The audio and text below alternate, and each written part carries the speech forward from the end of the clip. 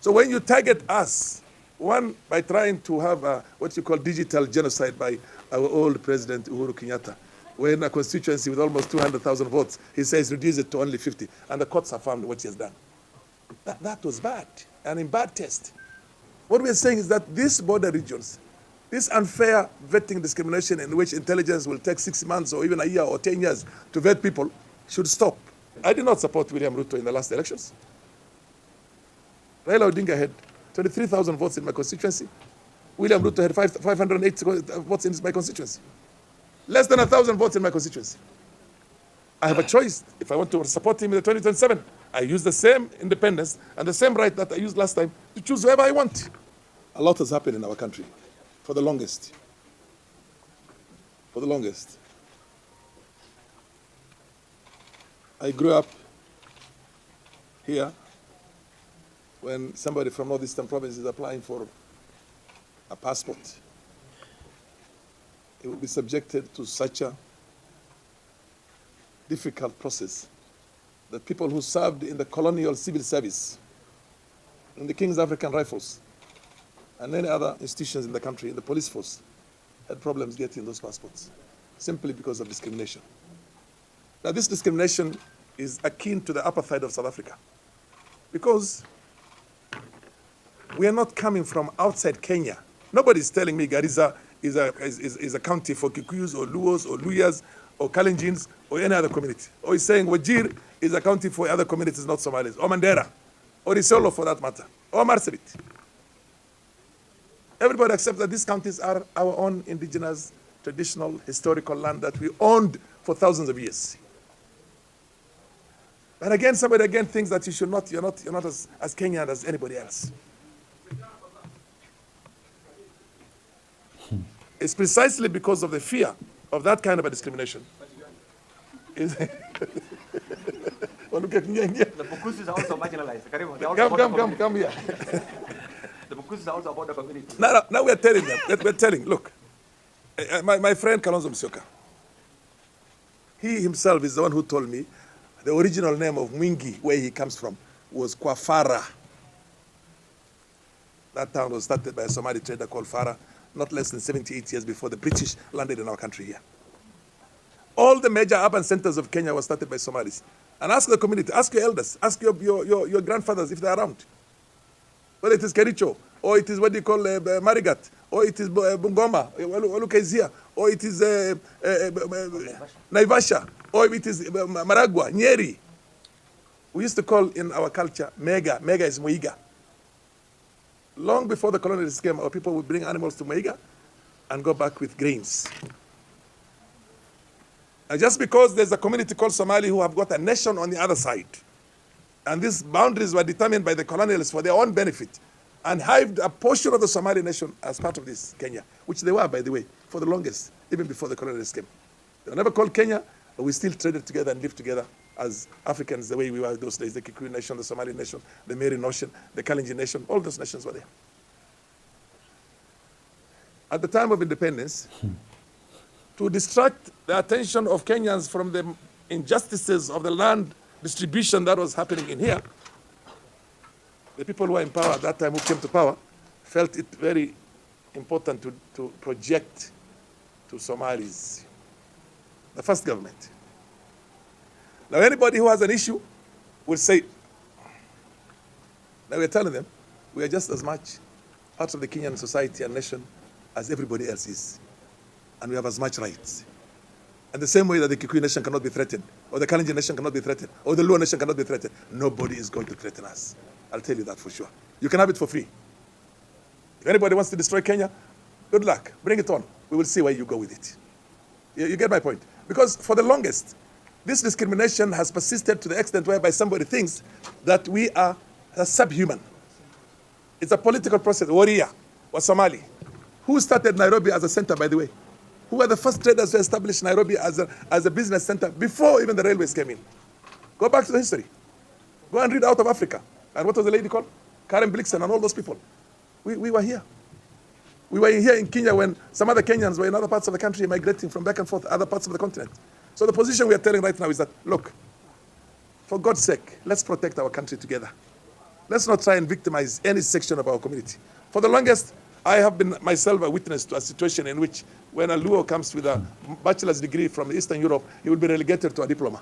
When he comes with a master's, he will be given a bachelor's. If he comes with a PhD, he's told, no, you can only have a master's. Or people who graduated from other, because of that discrimination. The nation has seen a lot of discrimination of different sections of the society. Look at the development country we have had in this country for the longest. And look at the discrimination in the provision of infrastructure in the country. For God's sake. Let the bygones be bygones, but let us focus on a nation that is ours, that we can choose who to support. I did not support William Ruto in the last elections. Raila Odinga had 23,000 votes in my constituency. William Ruto had 508 votes in my constituency. Less than 1,000 votes in my constituency. I have a choice. If I want to support him in the 2027, I use the same independence and the same right that I used last time to choose whoever I want. I've been in the opposition myself for the longest. I was not in Kanu. I was in Fort Kenya with Jaramogi. Let us protect our country and respect every section of the society of this country without making any other allusions. The Luos in Uganda. I've seen Luos myself in Sudan. They are couriers on both sides. They are Maasais on both sides. They are Digos on both sides. Actually, as a matter of fact, there are more Digos in Tanzania than there are in Kenya. And there are more, what do you call the Bukusus are here. The majority of them are in Uganda. The Tesos. The Tesos have got the second biggest tribe in Uganda. What we are saying is that these border regions, this unfair vetting discrimination in which intelligence will take 6 months or even a year or 10 years to vet people should stop so that we all Kenyans have a right. And this does not only apply to us, by the way, it's going to apply to all the border regions because all the border regions are affected. The Kalenjins in Tanzania, in Uganda. The Kalenjins, the runners in Uganda, you will see the chariots and all those, the Sebei. Why pick on the Somalis? Why would somebody be so what you call reckless as to say they're trying? By the way, we are a clannish people. The Somalis of Somalia are there in their own country. The ones of Ethiopia are in their own country. You get my point? It's only Kenyans that you have here. We have refugees who get settled in America and Europe and the rest of it the same way. South Sudanese refugees are here. Ethiopian refugees are here. Ugandan refugees were here. John Garang was a refugee in Kenya from South Sudan way back. Even Kagame was a refugee. Museveni was hiding in this place when he was fighting in the RMI. I mean, basically, we'll find time to come in here. Those Somalis who are refugees either settled in Europe or America or wherever it is, and the rest of them are still refugees. They live in camps. So when you target us, one, by trying to have what you call digital genocide by our old president, Uhuru Kenyatta, when a constituency with almost 200,000 votes, he says reduce it to only 50, and the courts have found what he has done. That was bad, and in bad taste.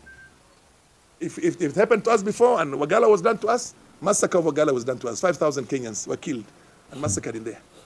Because somebody felt they were not as much Kenyan as the rest of the Kenyans. Or as human as the rest of Kenyans. And Wajir, and Malkamari, and Bulakatas in Garissa. And all the things that were done to us, including shooting into a mosque in Isiolo. And Jomo Kenyatta's what do you call government? This time around, Tumerevuka. Pick on us. Let's see what you get out of it. You get my point? We're not begging anybody. This is our rights. The same way you cannot threaten a Kikuyu or a Kalenjin or a Luo or a Luya, don't try to threaten a Somali. By the way, we don't take kindly to that. And right now, we are somebody like me, I'm an objective person. I have had a checkered career, political career of always being objective. I was never in the ruling government. I was not with Uhuru. I was not with Kibaki when he became a president. That old man literally wanted me to be in his government and even to be in the cabinet. But I said no. I had my own political association and my friends. Because waa sheeko aad loola qoslay one of the founder members of what is called Kotepa. Kotepa is the coffee and tea parliamentary association which was created in 1993 with what do you call them, with Kiraitu Murungi, with Paul Mwite, with a number of our good old friends. I was fighting for the rights of the coffee farmers in the mountain region and other parts of the country, and the tea farmers in Rift Valley. I was not fighting only for Somalis. So the point I'm trying to tell you is that, look, we are patriotic. We respect our country. We respect our countrymen. This is a message to our countrymen. All Kenyans will want to live peacefully together. Shun the political thugs and crooks who feel that for them to achieve a certain political mileage, they can divide this country anytime. They created all post-election violences. All post-election violences were created by selfish politicians. We don't want that to happen again. Ask me why I support Ruto's government right now. I'll give you a raft of all the good things that they have done. You might have a different opinion. You're entitled to your opinion. I'm entitled to my opinion. You get my point? It's not that your opinion has got to be manifest destiny. It's like your opinion must be the opinion of the nation. No, that doesn't work. And it will never work. So the point I'm trying to tell you all is that, look, let us protect. haddii ay tahay markii kugu horeysay oo soo boqoto halsan TV fadlan ka mid noqo kumanaanka nagu xiran una riiq barnaamijkan sidoo kale like saar share garee muuqaalka si asxaab badan uu u gaaro aad baad u mahadsan tahay